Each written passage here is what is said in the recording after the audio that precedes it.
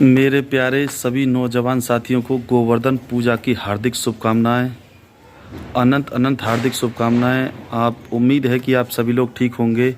मैं आपको एक अनसुले रहस्य के बारे में कुछ सुनाने जा रहा हूं कि गोवर्धन में ये सफ़ेद सीखें क्यों लगाई जाती हैं और दूसरा इसमें क्या क्या रहता है और कैसे क्यों रहता है, उसका क्या महत्व है, मैं आपको ये बताने वाला हूँ।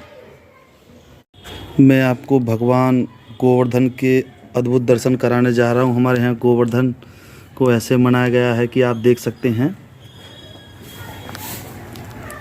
यहाँ पर उनका चेहरा बनाया गया है, मूंछें बनाई गई हैं, आंखें बनाई गई हैं, नाक बनाई गई है, दाढ़ी भी बनाई गई है, हाथ भी बनाए गए हैं, इसी के साथ उनके पैर भी बनाए गए हैं। साथ में बहुत सारे और कुछ भी बताए गए हैं जिनके मैं आपके बारे में बताने जा रहा हूँ।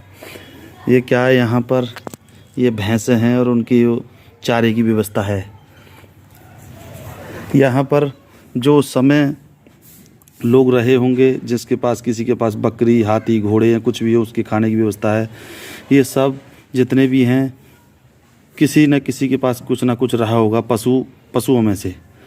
और ये जब इंद्र ने ज़बरदस्त वर्षा की, 7 दिनों तक लगातार वर्षा की, वर्षा के बाद क्या था कि भगवान ने अपनी उंगली पर 7 दिनों तक पर्वत को उठा के रखा था और भगवान इंद्र को अपनी गलती का एहसास हुआ और भगवान श्री कृष्ण से क्षमा मांगनी पड़ी थी।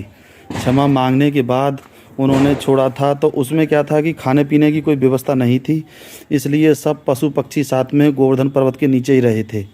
अब इसमें मैं ये बताता हूँ कि ये जो सींग लगी हुई हैं, इनका क्या महत्व है। इनका ये महत्व है प्राकृतिक से इनका महत्व है। इसमें जो भी चीज़ बनाई गई हैं सब प्राकृतिक ही बनाई गई हैं, जो उस समय रही होंगी। प्राकृतिक पेड़ पौधे सब कुछ इसमें बनाया गया है।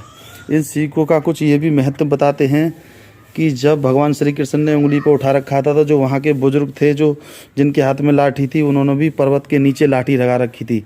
तो इसमें क्या है कि 2 बात बताई गई हैं। कुछ इनके ये जो प्राकृतिक से लेन देन है, दूसरा जो बुजुर्ग थे जिन्होंने पर्वत के नीचे लाठी लगा रखी थी। बस मैं आपको इतना ही बता रहा हूँ। ये सब मनुष्य हैं जिन्होंने कपड़ा उड़ रखा है, मनुष्य हैं। ये सब पशु हैं, कुछ पशु पक्षी। या और दूसरी बात, गाय के गोबर से जो गोवर्धन को बनाते हैं वो ज़्यादा शुद्ध माना जाता है। लेकिन क्या है, गांव देहात में तो मिल जाता है, शहर में नहीं मिलता है। बस जानकारी अच्छी लगी हो तो आगे शेयर करें, लाइक करें, कमेंट करें। जय हिंद, जय भारत।